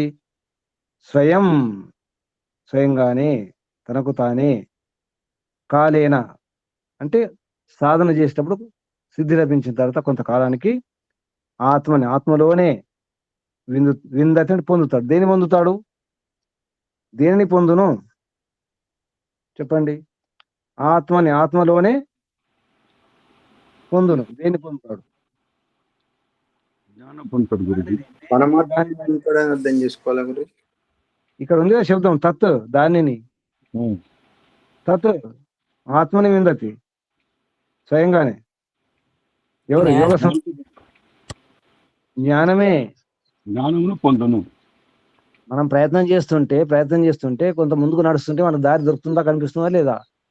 ఒక అడుగు వేయకుండా అక్కడ ఉండేసి దారి కనిపించట్లేదంటే, ఇప్పుడు కొంతవరకు వెళ్ళిన తర్వాత దారి మలుపు తిరుగుతుంది అనుకోండి, మనకు కొంతవరకు కనిపిస్తుంది, మలుపు తిరిగిన దారి కనిపిస్తుందా? కనిపించదు కదా. దారి ఉంది మనకి, ఇక్కడ నుంచి చూస్తే కొంత కనిపిస్తుంది, ఇంకా కనిపించాలి, పూర్తి కనిపించాలని ఇంకా ముందుకు వెళ్ళాలి కదా. సాధనలో ఒక గొప్ప సిద్ధి కూడా ఇది. సాధన చేస్తుంటే కొంత ప్రయత్నం చేస్తుంటే ఇంకా ముందు అవే వస్తుంటాయి, నిజానికి తెలుస్తూనే ఉంటాయి. మీ అందరికి అనుభవం ఉంది. ఒకటి తెలుసుకుంటే రెండో తెలుస్తుంటాయి. ఒకటి ఫ్రీ, ఒకటి కొంటే ఒకటి ఫ్రీ కదా. ఒకటి కొంటే ఒకటి ఫ్రీ, కానీ ఒకటి కంటే ఇక్కడ 10 ఫ్రీ. ఒకటి ప్రయత్నం చేస్తే 10 లభిస్తాయి. అటువంటి మార్గం ఇది, వైదిక మార్గం, యోగ మార్గం. మీరు కొంచెం ప్రయత్నం చేయండి, అసలు లాభాలు ఎక్కువ ఉన్నాయి ఇందులో. ఒకటి కంటే 10 ఫ్రీ. ఇక్కడ ఏమన్నారు, స్వయంగానే లభిస్తాయి. ఏం లభిస్తుంది దానికి? అది లభిస్తుంది అంటే జ్ఞానం. కొంత అర్థం చేసుకోండి, ఇంకొంచెం ప్రయత్నం చేస్తే ఇంకెక్కువ తెలుస్తూనే ఉంటాయి. అంటే సూత్రం దొరికిన వరకే, కొద్దిగా సూత్రం లభిస్తుంది చాలు. ఎన్నో తెలుసుకోవచ్చు, ఎన్నో తెలుసుకోవచ్చు. మీరు కొందరికి పాత వరకు తెలిసి ఉండొచ్చు, ఆయుర్వేద సూత్రం చాలా మందికి తెలిసి ఉండొచ్చు, తెలియకపోవచ్చు. మనం కనుక సరిగ్గా గమనిస్తే చెట్లు కానీ, ఆకులు కానీ, కొమ్మలు కానీ, ఆ కాయలు కానీ, పండ్లు కానీ, ఆ పువ్వులు కానీ, దాని బెరడు కానీ గమనిస్తే ఆ చెట్లలో కొన్ని ఆకారాలు ఉంటాయి, మన శరీరంలో ఆకారాలు. తినేవారు తెలుసుకోండి, వినండి, జాగ్రత్త వినండి. ఆయుర్వేద రహస్యం కూడా ఇది ఒక్క విషయం తెలిస్తే చాలు, మొత్తం ఎన్నో చెట్లు మీరు గుర్తించవచ్చు. అంటే ఆ చెట్టు ఏం పని చేస్తుంది, మీ శాస్త్రం అధ్యయనం చేయకుండానే, ఏమైనా అడగకుండా చెప్పవచ్చు. ఈ చెట్టు దీనికి పని చేస్తుంది, ఈ బెరడు దీనికి పని చేస్తుంది, ఈ పువ్వు దీనికి పని చేస్తుంది, ఈ కాయ దీనికి పని చేస్తుంది, ఈ ఆకు దీనికి పని చేస్తుంది అని చెప్పవచ్చు. ఎలా? రహస్యం సందర్భం వచ్చింది కాబట్టి చెప్తున్నాను, అంటే నా అనుభవం కూడా ఇందులో ఉంది. ఎన్నో చెట్లు ఎవరిని అడగకుండా, ఏ శాస్త్రం చూడకుండా నేను గుర్తించిన ఎన్నో ఉన్నాయి, తెలుసుకున్నవి ఎన్నో ఉన్నాయి. ప్రయోగం చేస్తే పనిచేసినవి అవి. అంటే ఈ చెట్టు దీనికి పని చేస్తుందని దానికోసం ప్రయోగం చేస్తే ఆ రోగాలు పోయినాయి. ఎలా? ఇంతమంది విన్నవారు ఉన్నారా ఈ రహస్యం? గురూజీ, వాటి ఆకృతులను కనుగొన్నారు. గురూజీ, మీరు ఆశ్రమానికి వచ్చినప్పుడు మీరు చాలా మా మొక్కల్ని పరిచయం చేశారు గురూజీ. వాటి ఆకులు, పువ్వులు, బెరడు, ఆ షేపు, శరీరంలోని భాగాల షేపు, ఆకృతి ఒకటిగా ఉన్నప్పుడు అవి వాటికి పనిచేస్తాయని తెలియజేశారు గురూజీ. చాలా మొక్కల్ని పరిచయం చేశారు గురూజీ మాకప్పుడు. ఈ సూత్రం పాటించండి. ఇదొక సూత్రం, ఇదొక ఉపాయం కదా. ఈ రాసింది తెలిసింది. ఇప్పుడు చూడండి, మీరు ఏం చెట్టు గమనించి చూడండి, సరిగ్గా గమనించాలి. మళ్ళీ ఒకటి అనుకోకూడదు, అందులో భ్రాంతి ఉండకూడదు. ఆ ఆకులను గమనించండి, ఆ పాలు కానీ, ఆ పువ్వులు కానీ, ఆ కాయలు, ఆ గింజలు అన్ని గమనించండి, ఆ వేరు గమనించండి. ఏ అంగాలకు పనిచేస్తుందో తెలిసిపోతుంది. ఏ రోగానికి ఏ చెట్టు. ఆ చెట్టు పేరు మీకు అవసరం లేదు, అదేం చెట్టు అది అవసరం లేదు. అది ఏ చెట్టునే కావచ్చు, మీరు గమనించండి. మన శరీరంలో భాగాలు కనిపిస్తాయి, అందులో చూసుకోండి. ఉదాహరణకు గురుజీ ఒక ఉదాహరణ చెప్తారా గురుజీ? చెప్పబోతున్నా, వినండి. ఇప్పుడు వేరుశనగ అనుకోండి, సరే బాదాం తెలుసు, అందరికి బాదాం తెలుసు కదా. బాదాం, ఆల్మండ్, దాన్ని నానబెట్టండి. నానబెట్టిన తర్వాత ఏమవుతుంది చూడండి, దాన్ని గమనించండి. ఇప్పుడు చెప్పండి దేనికి పని చేస్తుందో. అందరు బాదాం చూశారు కదా, నానబెట్టి తిన్నారు కదా. కళ్ళుకి కళ్ళు కనిపించాయా? బాదం చర్మం నానబెట్టినప్పుడు దాని పొట్టు కొంచెం ముడతలుగా ఉంటది. సరే, చర్మానికి, అందానికి కూడా అనమాట, అందానికి కూడా పనిచేస్తుంది. చర్మ సౌందర్యం కూడా పనిచేస్తుంది, వాస్తవమే. చర్మ సౌందర్యానికి అందులో కళ్ళ మీద నరాలు కనిపిస్తున్నాయా? కేశనాలిక కళ్ళు కనిపిస్తాయి గురించి. మీ కన్నే కనిపిస్తుంది, సైడ్ నుంచి చూసినా కన్ను కనిపిస్తుంది, దాన్ని పట్టుకొని చూస్తే కన్నుగుడ్డు కూడా కనిపిస్తుంది. ఆ ముందు సైడ్ నుంచి చూసినా కన్నుగుడ్డు కనిపిస్తుంది, పట్టుకొని చూసినా ఆ ఈ కంటి పాప ఉంటుంది మధ్యలో నల్లది, అది కూడా కనిపిస్తుంది. ఇప్పుడు అర్థమైందా? అది వేరుశనగ అనుకోండి, వేరుశనగ కాయ తీసుకోండి. ఇప్పుడు చెప్పండి దేనికి పని చేస్తుందో. వేరుశనగ అది ఎలా ఉంటుంది, ఆకారం చెప్పండి, శరీరంలో ఏ భాగం?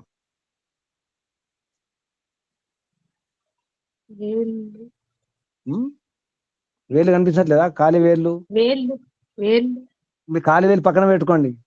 ఒక వేరుశనగ కాయ తీసుకుని కాలి వేలు పక్కన పెట్టుకోండి. వేళ్ళు అర్థమవుతుంది, కీళ్ళకు వేలు. అలాగే నల్లేరు తీసుకోండి. నల్లేరు ఏముంటాయి, అన్ని జాయింట్స్ ఉంటాయి, కీళ్ళు ఉంటాయి దానికి. నల్లేరు కీళ్ళు ఉంటాయి, ముఖ్యంగా కీళ్ళు. మునక్కాయలు తిన్నారు కదా, మునక్కాడలు అందరికి ఇష్టం కదా. మునక్కాడలు తిన్నారు కదా, తింటారా లేదా? ఒక మంచి ముదిరిపోయినటువంటి మునక్కాడలు తీసుకోండి, ఎండిపోయిన దాన్ని తీసుకోండి, విప్పండి, చూడండి ఏం కనిపిస్తుంది. వెన్నుపాము కనిపిస్తుంది, వెన్నెముకలో ఉంటే పూసలు కూడా ఉంటాయి, ఆ గింజలు పూసల్లాగే. ఏమర్థం అవుతుంది, తెలిసిందా? ఇంతకు చిన్న రహస్యం, చిన్న సూత్రం చేసుకుంటే ఆ చెట్టు పేరు మీకు అవసరం లేదు. ఇప్పుడు మీరు అందరు కూడా ఆయుర్వేద వైద్యులు అయిపోయారు. మీరు ఎన్నో చెట్లు గుర్తించవచ్చు. ఇప్పుడు చెట్టు పేరు తెలియకపోవచ్చు, అది వేరే విషయం. కానీ ఆ చెట్టు ఏం పని చేస్తుందో తెలిసిపోతుంది మీకు. అర్థమవుతుందా? అంటే గురూజీ ఇప్పుడు శరీర ఆకృతిని పోలినది ఆ దానికి మంచిది అన్నట్ట గురూజీ ఇప్పుడు. అంతే కదా, ఈ సూత్రం ఉంది ఆయుర్వేదంలో. అంతేందుకు ఒక ఊర్లో ఏ రోగాలు ఉంటే కూడా చెప్పొచ్చు. ఆ ఊరికి వెళ్ళకుండానే, ఆ ఊర్లో ప్రవేశించకుండా ఆ ఊర్లో ఏ రోగాలు ఉంటాయో చెప్పొచ్చు. ఆ ఊరు చుట్టూ ఉన్న చెట్లను చూసి చెప్పొచ్చు. అది కూడా ఉంటుంది. ఆ ప్రాంతంలో ఏ రోగాలు వస్తాయి, ఏ రోగాలు ఉంటాయి, ఆ ప్రజలకు ఏ రోగాలు ఉన్నాయి కూడా మనం చెప్పొచ్చు. ఆ రోగాలకు సంబంధించిన మొక్కలు ఉంటాయి, మూలికలు ఉంటాయి, ఆ ఊరు చుట్టూ ఉంటాయి. భగవంతుని వాళ్ళకి దయ చూడండి, భగవంతుని కరుణ చూడండి, భగవంతుని కటాక్షం. మీ ఊర్లో ఉన్న రోగాలకు మీ ఊరు చుట్టే ఉంటాయి మూలికలు. ఇది ఇది గుర్తుంచుకోండి. అంటే ఇంత జ్ఞానం కలిగితే ఎంత లాభం ఉంది? దీని అర్థం అదేనమాట. కాలేన ఆత్మని విందతి. మీరు ప్రయత్నం చేస్తే, తెలుసుకుంటుంటే, సాధన చేస్తుంటే మీకు ఆత్మలోనే అన్ని తెలుస్తుంటాయి. నాకు ఇన్ని విషయాలు ఎవరు చెప్పారు? చాలా మంది తెలియకపోవచ్చు. ఇన్ని విషయాలు నాకు చెప్పిన వాళ్ళు తక్కువ, లోపల నుంచి వచ్చింది ఎక్కువ. గురువుల ద్వారా తెలుసుకుని ఇటువంటి సూత్రాలే. గురువులు మాకు సూత్రాలు చెప్పినారు. అన్ని విడమర్చి మీలాగా ఇప్పుడు ఇంత విడమర్చి విశ్లేషణ చేసి రకరకాల ఎగ్జాంపుల్ చెప్పడం ఈ రకంగా చెప్పలేదు. ఈ సూత్రం కూడా మా గురువు చెప్పలేదు. ఇప్పుడు నేను చెప్పిన సూత్రం ఎవరు చెప్పలేదు. విన్నారా? అనుకోకండి హిమాలయ పర్వతాల్లో మూలికలు మంచి మూలికలు, అమెరికా నుంచి మెడిసిన్ తెప్పించుకుంటే అమెరికా మెడిసిన్ బాగుంటుందని అనుకోకండి. మీకు మీరే వైద్యులు. మీ ఆరోగ్యం మీ చేతుల్లో ఉంది. జ్ఞానం సరిగా ఉండాలి, విద్య సరిగా ఉండాలి. అర్థమవుతుందా? నా అనుభవం ఇదంతా కూడా ఎన్నో మూలికలు, ఎన్నో చెట్లు, ఎన్నో రోగాలకు స్వయంగా ప్రయోగం చేయడం జరిగింది. ఊరికే గమనించి అంతే. పెద్ద పెద్ద రోగాలు దూరం చేయడం జరిగేది. అది వేరే విషయం అనుకోండి, అదొక విద్య. అది నా పూర్వజన్మ సంస్కారాలు ఉండొచ్చు. కానీ అయితే విషయం ఏంటంటే ఆత్మని విందతి, కాలేన ఆత్మని విందతి. కాలముతో అంటే మనం ప్రయత్నం చేస్తుంటే కాలం కూడా పరిష్కారమే. కొంతకాలానికి అన్ని మర్చిపోతాం. ఎంత పెద్ద దుఃఖమైన, బాధ అయినా, కష్టమైన, నొప్పైనా కొంతకాలం వరకే ఏడుస్తాం. తర్వాత ఏడవడం ఉండదు. ఇంట్లో అమ్మ చనిపోయినా, నాన్న చనిపోయినా అప్పుడు ఏడుపు ఉంటుంది, ఏడుపు వస్తుంది, విషాదం ఉంటుంది. ఒక 6 నెలల తర్వాత, 6 నెలల తర్వాత, 10 ఏళ్ళ తర్వాత, 20 ఏళ్ళ తర్వాత మర్చిపోవాల్సిందే కదా, తప్పదు కదా, మర్చిపోతాం అంతే. కాబట్టి తెలుసుకోవడం ముఖ్యం. అందుకే మనకున్న సమయం చాలా తక్కువ ఉంది. బాగా తెలుసుకునే ప్రయత్నం చేయండి. తెలుసుకోవాలంటే అది పూసకూర్చున్నాడు అవసరం లేదు. నేను చెప్పిన ఈ సూత్రాలు పాటించండి. అన్నం ఉడికిందా లేదా ఎలా తెలుస్తుంది? మొత్తం అన్నం చూస్తారా? ఒక్కొక్క మెతుకు చాలు కదా. అలాగే జీవితం కూడా అంతే. ఒక్క మెతుకు అర్థం చేసుకోండి. జీవితంలో తక్కువ సమయంలో ఎక్కువ తెలుసుకోవచ్చు. ఆత్మలోనే. దానికి ఏముండాలి? శ్రద్ధ ఉండాలి. శ్రద్ధ అంటే సత్యం, అంటే ధారణ. సత్యాన్ని ధారణ చేసే భావన ఉండాలి. అది శ్రద్ధ ఉంటేనే జ్ఞానం కలుగుతుంది. శ్లోకం చూడండి. ఇది చాలా మంది విన్నటువంటి వాక్యమే ఈ శ్లోకంలో.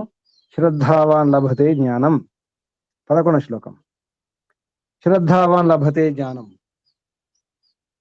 తత్పరః సంయతేంద్రియాః, జ్ఞానం లబ్ధ్వా పరాం శాంతిం అచిరేణ అధిగచ్చతి. శాంతిం అచిరేణ అధిగచ్చతి.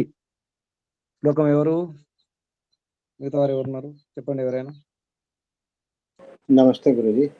శ్రద్ధావాన్ శ్రద్ధ గలవాడు, సంయతేంద్రియ జితేంద్రియుడు, తత్పరః జ్ఞాన మార్గంలో లగ్నమైన వాడు, జ్ఞానం లభతే జ్ఞానమును పొందును, జ్ఞానం లబ్ధ్వా జ్ఞానమును పొంది, అచిరేన త్వరలో, పరాం శాంతి పరమ శాంతిని అధిగచ్చతి పొందును. తాత్పర్యం మీరు పరాం శాంతి అన్నారు, పరాం శాంతిం ఇక్కడ అట్లాగే ఉంది గురుజీ. పుస్తకంలో పరాం శాంతిం అని ఉంది. అదే శాంతిం పరాం శాంతిం పరమ శాంతిని అధిగచ్చతి పొందును. తాత్పర్యం జ్ఞాన సంపాదనకు గడంగువాడు ఇంద్రియములను వశమున ఉంచుకొనవలేను. జితేంద్రియుడు సత్యాచరణంతో జ్ఞానం పొందును. జ్ఞానికి శాంతి లభించుటలో విలంబం ఉండదు. నమస్తే. జ్ఞానికి శాంతి లభించడంలో విలంబం అంటే ఆలస్యం ఉండదు. ఆలస్యం రాసుకోండి. విలంబం అది సంస్కృత పదము. జ్ఞానికి శాంతి లభించడంలో ఇలా అంటే శాంతి లభిస్తుంది. జ్ఞానం ఉంటే ఇలా అంటే కళ్ళు మూసుకొని అంటే ఒక కళ్ళు మూసుకొని తెరిచే లోపల శాంతి శాంతి మీకు ఎవరికి లభిస్తుంది అలా ఇలా అంటే శాంతి లభించాలి. ఇటు చూసి అటు చూస్తే శాంతి లభించాలి. లభిస్తుందా? ఇక్కడ చూస్తే అంత అశాంతి, అంత టెన్షనే. అక్కడి నుంచి ఇటు చూసేసరికి శాంతి లభించాలి. ఎప్పుడు సాధ్యము? జ్ఞానం ఉన్నప్పుడే. అది కాదు, అది నిజం కాదని తెలిసిపోవాలి. ఇప్పుడు పాము కనిపించింది, ఎదురుగా పాము కనిపించింది, భయం వేసిందా లేదా? భయం అనిపిస్తుందా లేదా? పాము కనిపిస్తే అనిపిస్తుంది, భయం వేస్తుంది. అనిపించదు. వెంటనే మరొక సెకండ్ లో, క్షణంలో అది పాము. దానికి భయం ఉంటుంది. దానికి భయం ఉండాలి. నాకెందుకు భయం? పాము శరీరం పెద్దదా, నా శరీరం పెద్దదా? చెప్పండి, ఏ శరీరం పెద్దది? దీని నుంచి ఎవరికి భయపడాలి? చిన్న శరీరం వాళ్ళు భయపడతారా, పెద్ద శరీరం వాళ్ళు భయపడతారా? ఎవరు భయపడాలి? శరీరం చిన్నదైనా దాని కాటు చాలా ప్రమాదం అని భయపడతాడు మనిషి. కాటు ఎందుకు? మనం మన కాటు కూడా ఉంటుంది కదా, మనం తక్కువేం కాదు. మనం జాగ్రత్తగా ఉంటే ఒక కర్ర ఉందనుకోండి, ఒక రెండు వేసేస్తే అయిపోతుంది, చచ్చిపోతుంది, దాని ప్రాణం అవుతుంది. అది ఉండాలి కదా, మనకు ఆ ధైర్యం ఉండాలి కదా. అసలు మనం భయపడి ఎగురుతుంది, అది కూడా ఎగురుతుంది. దాని భయం, దానికే భయం ఎక్కువ ఉంటుంది. మీకు తెలియదు, పాములకే భయం ఎక్కువ ఉంటుంది, మనం చంపేస్తామని. ఆ భయంతోనే కాటు వేస్తాయి అవి, లేకపోతే పారిపోతాయి. మీరు కావాలని చూసుకోండి, అడవిలో పాములు కాటు వేయవు సామాన్యంగా. అంటే మనం తొక్కితే చేస్తే చీకట్లో దాని రక్షణ కొరకు కాటు వేస్తుంది, కానీ లేకపోతే అసలు కాటు వేయవు. ఏదైనా గురుజీ, ఎక్కడొచ్చిన పాములు కూడా మనం ఏం చేయకుండా వెళ్ళిపోతాయి. మనమే ఇంట్లో పాములు జాగ్రత్త ఉండాలండి, గుర్తుంచుకోండి. ఇంట్లో పాములు భయపడి రెడీగా ఉంటాయి కాటు వేయడానికి. మనం ఏమనుకుంటే ఆ పక్క నుంచి వెళ్తే కాటేస్తాయి, ఎందుకంటే భయపడి రెడీ ఉంటాయి అవి. ఎక్కడికి వెళ్ళిపో తెలియక, పారిపోవడానికి దారి దొరకక, ఏం అర్థం కాక రెడీ ఉంటాయి అన్నమాట. ఇంట్లో పాములు మాత్రం జాగ్రత్త ఉండాలి. బయట పాములు ఏం జాగ్రత్త అవసరం లేదు. ఇప్పుడు ఇక్కడ చూస్తాం కదా, పక్క నుంచి వెళ్ళిపోతాయి, హాయి వెళ్ళిపోతాయి. వాడు తెలుసు ఎటు పారిపోవాలో, పారిపోతాయి అంతే. వాడికి దారి ఉంది పారిపోవడానికి దారి లేనప్పుడే రెడీ ఉంటుంది అన్నమాట. అది మరి మనకు కూడా బుద్ధి ఉండాలి, జాగ్రత్త ఉండడం. జాగ్రత్త అవసరం, భయపడడం కాదు. భయపడడం కంటే జాగ్రత్త ఉండడం అవసరం ఉంటుంది. ఎప్పుడైనా జాగ్రత్త ఉండండి, భయం అవసరం లేదు. భయం ఉంటే బుద్ధి పని చేయదు. బాగా గుర్తుంచుకోండి, ఎప్పుడైతే భయపడతామో మన బుద్ధి పని చేయదు. భయపడొద్దు, ఏడవద్దు, ఎగరొద్దు. పాము కనిపిస్తే ఎగరడం అవసరం లేదు. ఎగురుతుంది, అది కూడా ఎగురుతుంది, దానికి భయమే. చూడండి, గమనించండి. అందుకే చేతిలో కర్ర ఉంచుకోవాలి. బయట అడవిలో వెళ్ళేటప్పుడు, ముఖ్యంగా అడవిలో తప్పకుండా చేతిలో కర్ర ఉండాలి. చీకట్లో కూడా కర్ర ఉండాలి. జాగ్రత్త అవసరం, భయం అవసరం లేదు. అంటే ఒక సెకండ్ లో, క్షణంలో మనకు శాంతి లభించాలి. ఏమంటున్నారు? జ్ఞానికి శాంతి లభించడం విలంబం ఉండదు, ఆలస్యం ఉండదు, వెంటనే శాంతి లభిస్తుంది. అలా ఉండాలి. ఎప్పుడు? శ్రద్ధవాన్ లభతే జ్ఞానం. శ్రద్ధ ఉన్నప్పుడు ఆ శ్రద్ధ గల వానికి, అంతేకాదు సంయతేంద్ర. సంయత అంటే ఇంద్రియాల పైన అదుపున్నవాడు, ఇంద్రియం జయించిన వాడు, జితేంద్రుడైన వాడు. అటువంటి వానికి జ్ఞానతత్పర. ఈ 3 శబ్దాలు గుర్తుంచుకోండి. శ్రద్ధావంతుడు, సంయతేంద్రియ, తర్వాత తత్పరుడు, జ్ఞానం తత్వం. అటువంటి వారికి జ్ఞానం లభతే, జ్ఞానం లభిస్తుంది. ఏ జ్ఞానము?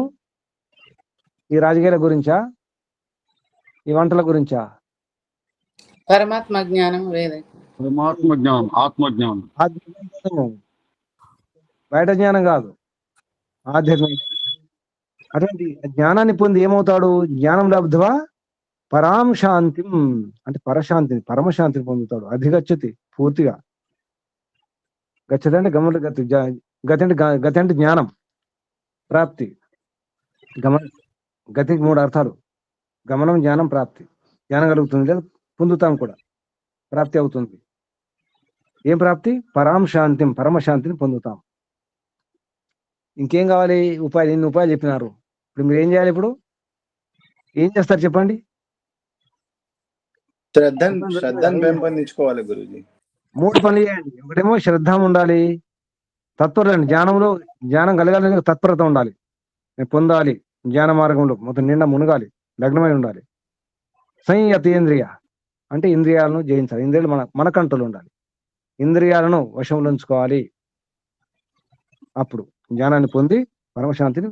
అచిరేనంటే చిరం అంటే ఆలస్యం, చిరం అంటే ఆలస్యం. చిరంజీవి అంటారు కదా, ఎప్పుడు కొండేవాడు చిరంజీవి కదా.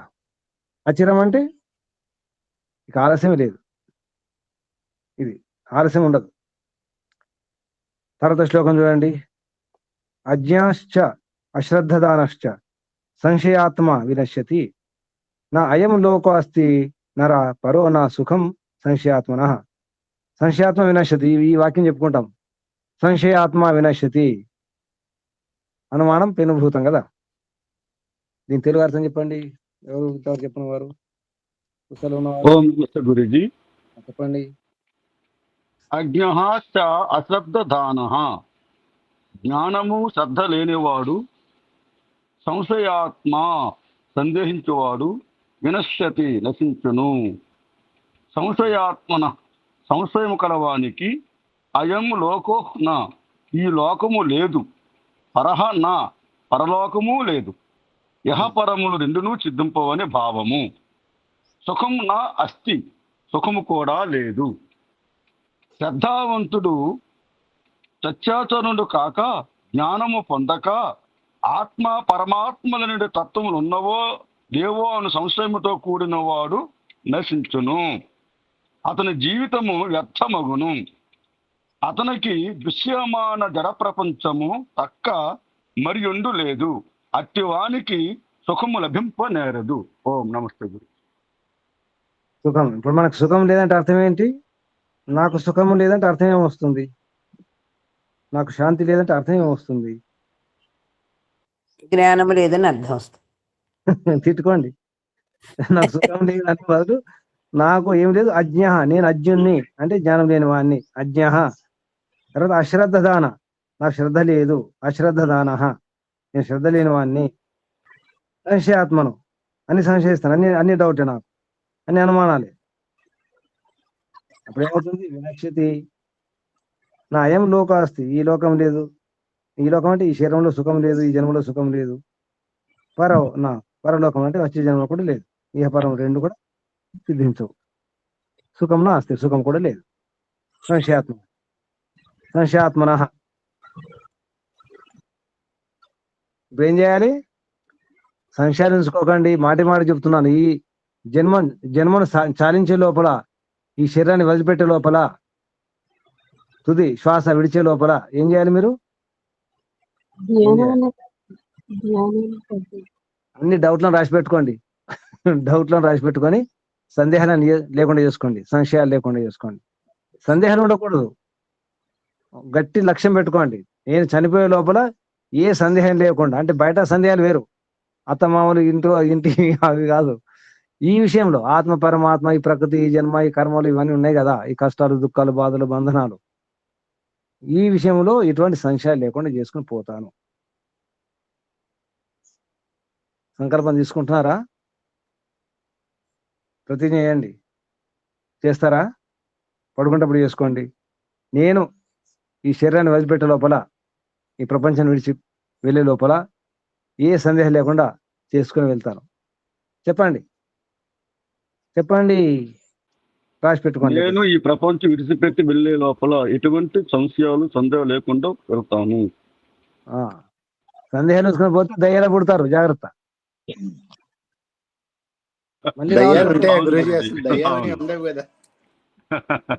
దయ్యాలంటే బయట వాడుక భాషలో దయ్యాలు, కానీ అసలు పదం గమనించండి. తెలుగు భాష వచ్చా ఎవరికన్నా? తెలుగు భాష ప్రకృతి వికృతి శబ్దాలు తెలుగు వచ్చినా చెప్పండి. దయ్యం అంటే ఏమిటో? దైవము దయ్యం. దైవం అంటే ప్రకృతి శబ్దం, వికృతి శబ్దం ఏంటి? దయ్యం, వికృతి. ప్రకృతి శబ్దం దైవము, వికృతి దయ్యము. తెలుగు వచ్చిన చెప్పుకోండి. ఇది ప్రకృతి వికృతి, అదే దైవము దయ్యం. దైవమే దయ్యం. మీరు మళ్ళీ దైవాలే పుడతారనమాట. ఇప్పుడు బాగుందా? సరే దయ్యం వద్దు, ఆ శబ్దం వద్దు. మళ్ళీ మీరు దైవాలే పుడతారు, దేవతలే పుడతారు. బాగుందా ఇప్పుడు? సంతోషమా? తర్వాత శ్లోకం చూసుకోండి. సరే, మీరు ఇది బాగా గుర్తుంచుకోండి, తెలుసుకొని పోయే ప్రయత్నం చేయండి, తెలియకుండా పోవద్దు. మనం ఒక యాత్రకు వెళ్ళినప్పుడు కొన్ని చూడాలనుకుంటాం, చూసే వస్తాం కదా, అనుకుంటాం ఇది ఈ ఈ ఏరియా లేదా ఈ మ్యూజియము ఏదో చూడాలనుకుని పోతాం, చూసి వస్తాం కదా, అంతేనా? మధ్యలో వచ్చేస్తారా యాత్రకు వెళ్ళి? తిరుపతి దర్శనానికి వెళ్ళి తిరుపతి దర్శనానికి వెళ్ళి వెంకన్న దర్శనానికి వెళ్ళి దర్శనం చేసుకుని వస్తారా, మధ్యలో వచ్చేస్తారా తిరిగి?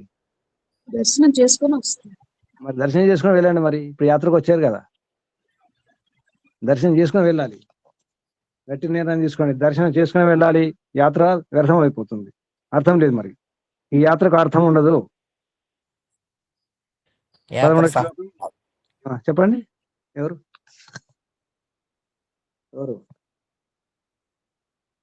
చెప్పనా గురుజీ? మధ్యలో మాట్లాడుతున్నారు, మునిశేఖర్ గారా? సరే, 11వ శ్లోకం. యోగ సన్యస్త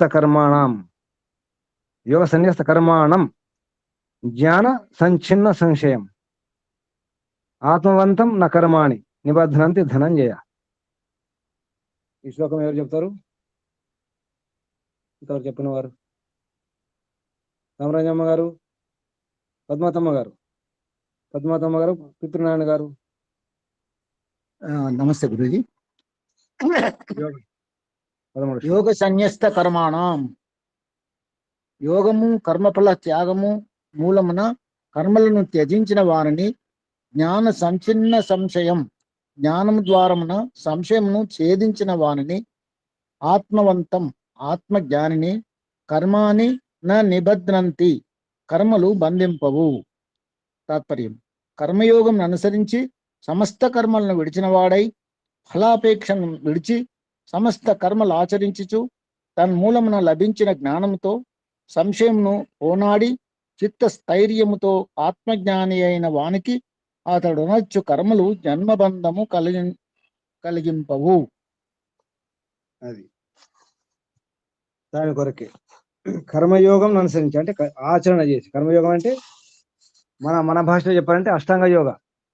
రాసి పెట్టుకోండి, కర్మయోగం అంటే అష్టాంగ యోగ అయితే పతంజలి యోగం ఉందో అది కర్మయోగం.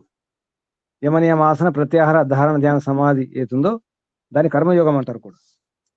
దాని రాజయోగం అని హఠయోగ కారుడు చెప్పడం జరిగింది. రాజయోగం పతంజలి యోగమే, వైదిక యోగనే. అది సమగ్రమైనది, పూర్తిగా పరిపూర్ణమైనది. అది కర్మయోగం. ఆచరణ యోగం సమస్త కర్మను విడిచిన వాడే, అంటే ఫలాపేక్ష లేకుండా. యోగ సన్యస్త కర్మాణం అంటే యోగం, కర్మఫల త్యాగం. దాని ద్వారా ఏం చేస్తున్నాడు? కర్మను త్యజించిన వాడు. ఇక్కడ కర్మ అన్నం అంటే అటువంటి కర్మను చేసేవాడు అనమాట. కర్మఫల త్యాగం చేసిన వాడు అని అర్థం. కర్మఫలాన్ని ఆశించకుండా పనిచేస్తాడు, ఆచరిస్తాడు, కానీ ఫలం ఆశించడు. ఫలాన్ని త్యజించిన వాడు యోగ సన్యస్త కర్మాణం, అటువంటి కర్మయోగిని వానిని జ్ఞాన సంచిన్న సంశయం, జ్ఞానం ద్వారా, ఇక్కడ ద్వారమున ఉంది కదా, ద్వారా అనమాట. జ్ఞానం చేత సంచిన్న, సరిగా చిన్నమైనటువంటి ఏమిటి? సంశయాలు చిన్న భిన్నం చేసేసిన, అంటే లేకుండా చేసుకున్నాడు అనమాట. సంశయం ఛేదించిన వాడు, సంశయాలు లేకుండా చేసుకున్న వాడిని ఆత్మవంతుడు, ఆత్మజ్ఞానిని ఏమవుతుంది? కర్మలు నా నిబంధన, కర్మలు బంధించవు. ఏ కర్మ అంటే చేసే కర్మలు ఏమిటి? నిజానికి కర్మయోగి ఏం చేస్తాడు? ఏ కర్మలు చేస్తాడు? కర్మ అంటే ఫలం ఆశించకుండా చేస్తాడు కాబట్టి అదేమవుతుంది? నిష్కామ కర్మ అవుతుంది. నిష్కామ కర్మ ఏం చేస్తుంది? కర్మ బంధనం కారణం కాదు. అప్పుడు ఆ కర్మ బంధనానికి కారణం కాదు. కాబట్టి ఇక జన్మ రావడానికి వీల్లేదు, జననం లేదు, మరణం లేదు, ఇంకేమీ లేదు. హాయిగా ఉన్నాడు, ఏ పని లేకుండా ఉన్నాడు. చెప్పాను కదా, ఏ పని లేకుండా హాయిగా ఉండాలంటే ఈ పని చేయండి. ఇప్పుడు కష్టపడండి, తర్వాత సుఖపడతారు. అంతేనా సూత్రం? ఇప్పుడు కష్టపడితే తర్వాత సుఖపడతారు కదా. ఇప్పుడు తినండి, హాయిగా ఉంటారు. రాత్రి దోమ ఉన్నాయనుకోండి, దినంలో ప్రయత్నం చేయండి, మంచి దోమతెర కట్టుకోండి. ఆల్అవుట్లు పెట్టుకోకండి, ఆల్అవుట్లు కాదు, మంచి దోమతెరలు వాడుకోండి, హాయిగా నిద్రపోవచ్చు. ముందు ఏర్పాట్లు చేసుకోవాలి మంచి నిద్ర రావాలంటే. అలాగే జీవితంలో మోక్షం పొందాలంటే ఇప్పుడున్నప్పుడే అన్ని ఏర్పాట్లు చేసుకోవాలి. ఇవన్నీ సూత్రాలు. తర్వాత బాధపడడం, భయపడడం కాదు, ఏడవడం కాదు, ముందే జాగ్రత్త ఉండాలి. హేయం దుఃఖం అనాగతం రాకుండా చేసుకోండి. రాబోయే దుఃఖాలను, భవిష్యత్తులో రాబోయే దుఃఖాలు చాలా ఉన్నాయి. ఇంకా 5 ఏళ్ల తర్వాత, 10 ఏళ్ల తర్వాత శరీరం సహకరించదు, ఇంద్రియాలు సహకరించవు. అప్పుడు ఎలా ఉండాలో ఇప్పుడే నిర్ణయం చేసుకోండి, జాగ్రత్త ఉండండి. చివరి శ్లోకం, తస్మాత్ అజ్ఞాన సంభూతం హృతస్థం జానాస్తి నాత్మన చిత్వ ఏనం సంశయం యోగం అతిష్ట ఉత్తిష్ట భారత. ఉత్తిష్ట అంటే ఏంటి? అతిష్ట ఉత్తిష్ట. యోగమాతి ఆతిష్ట ఉత్తిష్ట భారత. ఎవరు పద్మావతం ఉన్నారా? ఇంకెవరున్నారు? చెప్పండి గురు. ఆగండి ఆగండి ఆగండి, చెప్పని వారు ఉన్నారు కదా. పద్మావతమ్మ గారు, పద్మావతి తాడపల్లి గారు, ఇంకెవరున్నారు? మునిశేఖర్ గారు, పుస్తకం ఉన్నవారు. గురూజీ నేను చెప్తా, బుక్ ఉంది ఈరోజు. విడియాల పద్మమ్మ గారు చెప్పండి చివరి శ్లోకం. తస్మాత్ అజ్ఞాన సంభూతం. తస్మాత్ అజ్ఞాన సంభూతం హృతస్థం జ్ఞానాస్తి నాత్మనః చిత్వైనం సంశయం యోగ. గురూజీ చెప్పండి అంతే, శ్లోకం కాదు. ఓకే. తస్మాత్ తస్మాత్ కావున అజ్ఞాన సంభూతం అజ్ఞానము వలన జనించిన హృతస్థం హృదయముననున్న ఆత్మనః ఏన సంశయం నీ ఈ సందేహమును జ్ఞానాసిన జ్ఞాన ఖడ్గముతో చీత్వా ఖండించి యోగం అతిష్ట యోగమునాశ్రయింపుము పరంతపః అర్జునః ఉత్తిష్ట లెమ్ము. తాత్పర్యం, భారత ఆత్మజ్ఞానము లేనందున 14వ శ్లోకంలో కొత్త పుస్తకాలు ఉన్నవారు చూడండి, కొత్త పుస్తకాలు ఉన్నవారు జ్ఞానాస్తిన ఉంది కదా, కింద తావత్ కట్టేయండి. జ్ఞాన అసిన, అసి అంటే కత్తి, అసిధార. జ్ఞాన అసిన ఉండాలి, జ్ఞాన అస్థిన ఉంది, తావత్ కట్టేయండి శ్లోకంలో. కొత్త పుస్తకాలు ఉన్నవారు జ్ఞానం అనే ఖడ్గం, కత్తి. జ్ఞాన అసిన ఆత్మన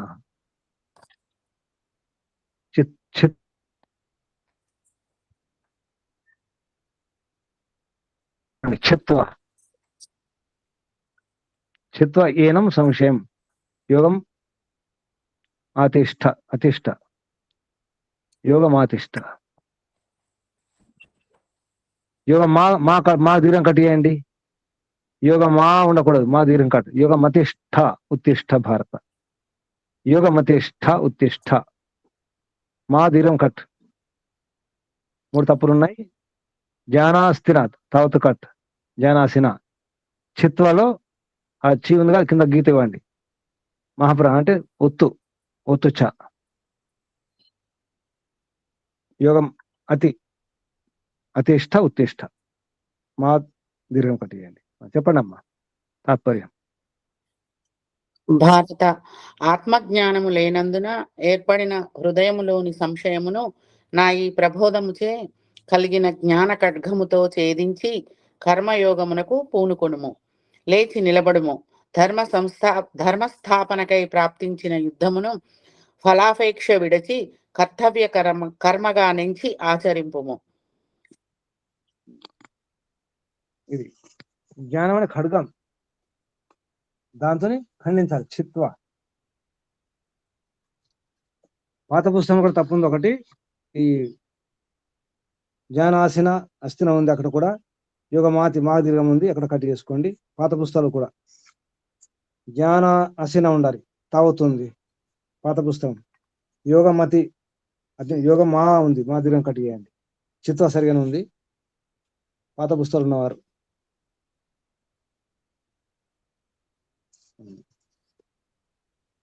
ఆత్మజ్ఞానం లేకపోతే ఏమవుతుంది? ఆత్మజ్ఞానం లేకపోతే ఏమవుతుంది?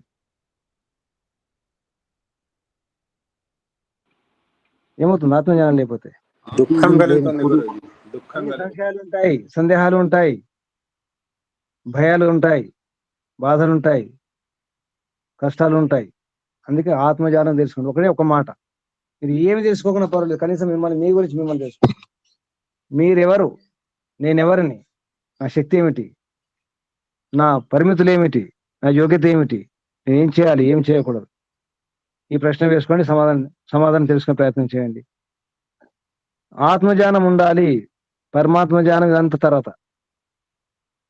ఈ శరీరమే నేనా, ఈ దేహమే నేనా, ఇంద్రియాలు నేనా, ఈ మనసు నేనా, ఎవరు నేను, నేనెవరిని, ఇది ఒక్కటి ఉండాలి ముఖ్యంగా. ప్రతిరోజు ప్రశ్నించుకొని పడుకుంటప్పుడు లేస్తే కూడా నేను ఎవరిని, ఈ శరీరమా? మరి శరీరం అయితే ఎప్పటికి ఉంటుందా ఈ శరీరం? ఒకప్పుడు ఇలా లేదు కదా, బాల్యంలో, యవ్వనంలో. ఇప్పుడు మారిపోయింది కదా, ఇంకా మారుతుంది కదా. అప్పుడున్నటువంటి కంటి చూపులు కానీ, వినికిడి శక్తి కానీ, ఈ దంతాలు కానీ, చర్మం కానీ, ఆ అందం కానీ, ఆ బలం కానీ, ఆ శక్తి సామర్థ్యాలు, ఆ చురుకుదనం ఇప్పుడు లేదు. నేను శరీరం కదా, మరి ఎందుకు మార్పులు జరుగుతున్నాయి? ఈ శరీరం ఎప్పటికుంటుందా? ఎప్పుడు ఉండకపోతే మరి ఈ శరీరం ఎవరిది, ఎందుకుంది, ఏమవుతుంది, నేనేమవుతాను? ఈ శరీరం చెల్లిపోయిన తర్వాత ఎక్కడుంటాను? ఈ శరీరం చెల్లిపోయిన తర్వాత ఎక్కడుంటారు మీరు? ఎక్కడుంటారు? ఇప్పుడు ఎక్కడున్నారు? అప్పుడెక్కడ? భయం ఏమైనా వస్తుందా? శరీరం ఉండదు కదా, ఈ లోపల మనం ఏం చేయాలి, ఎక్కడికి వెళ్ళాలి? ఈ వాహనం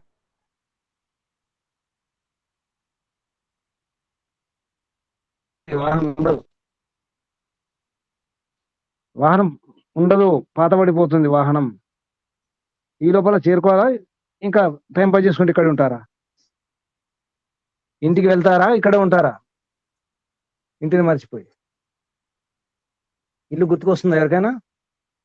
యాత్రకు వచ్చాం అందరం, మన ఇల్లు గుర్తుకొస్తుందా? ఇక్కడ ఉండాలనిపిస్తుంది? లేదు. అనడం వేరు, అనడం వేరు, వినడం వేరు, కానీ ఇక్కడ ఉండాలనిపిస్తుంది. యాత్ర బాగుంది కదా, దృశ్యాలు బాగున్నాయి, చూసేవి చాలా ఉన్నాయి, ఆకర్షణీయంగా ఉన్నాయి, కమ్మంగా ఉన్నాయి కదా. యాత్రలో ఎన్నో ఇష్టం ఉండాలనిపిస్తుంది. ఎంతో మంది యాత్రకు వచ్చి ఉన్నవారు ఉన్నారు కదా, విదేశాల నుంచి, హిమాలయ పర్వతాలు వచ్చేసి ఇక్కడ ఉండిపోయిన వాళ్ళు ఉన్నారు చూడడానికి వచ్చి. మనం కూడా చూడడానికి వచ్చి ఇక్కడ ఉండాలనిపిస్తుంది మనకు కూడా, అంతేనా? ఉండకండి, ఉండాలనుకున్నా ఉండలేరు, ఉండాలనుకున్నా ఉండలేరు. కాబట్టి ఈ వాహనం బాగున్నప్పుడే తొందరగా చేరుకునే ప్రయత్నం చేద్దాం. సాయంత్రం అవుతుంది, సూర్యాస్తమయం కాబోతుంది. ఏం చేయాలి ఇప్పుడు? చీకటి పడే లోపల ఇంటికి చేరుకోవాలి. వెలుగున్నప్పుడు చేరుకుందామా, చీకటి పడే తల చేరుకుందామా? చెప్పండి.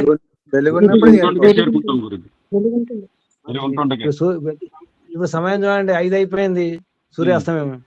సాయంత్రం అయిపోయింది కదా, మరి రాత్రి కాబోతుంది కదా తర్వాత. మన టైం ఎంత ఉంది? ఇంకో గంట, 2 గంటల టైం లోపల పని చేసుకోవాలి. 2 గంటల టైం ఉంది ఇప్పుడు మనకు, రాత్రి అయ్యేసరికి.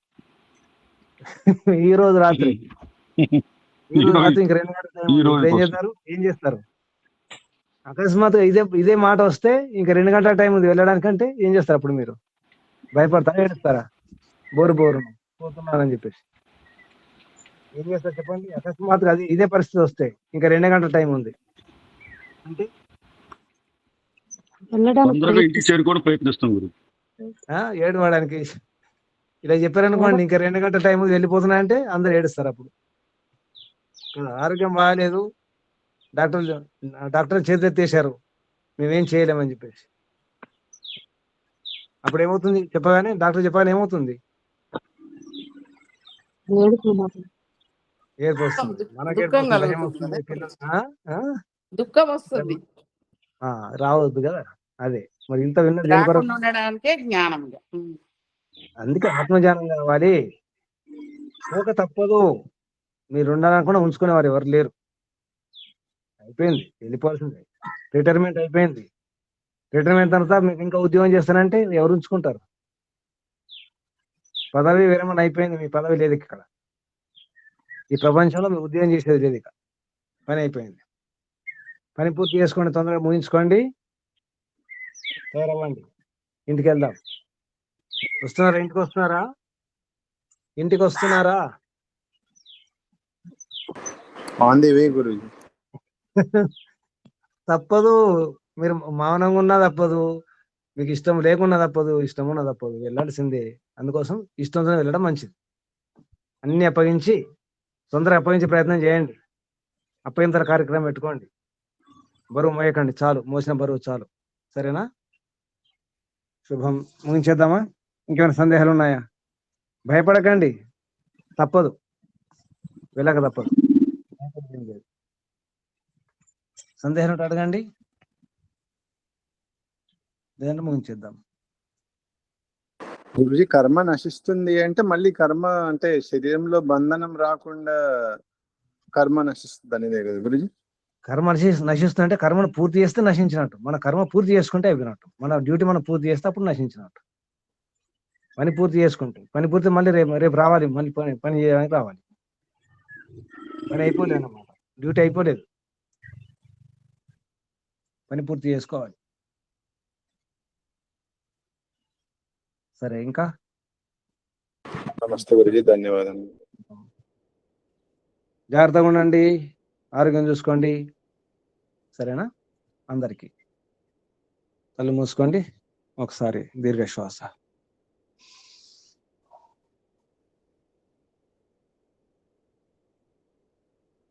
ఓంకారం 3 సార్లు.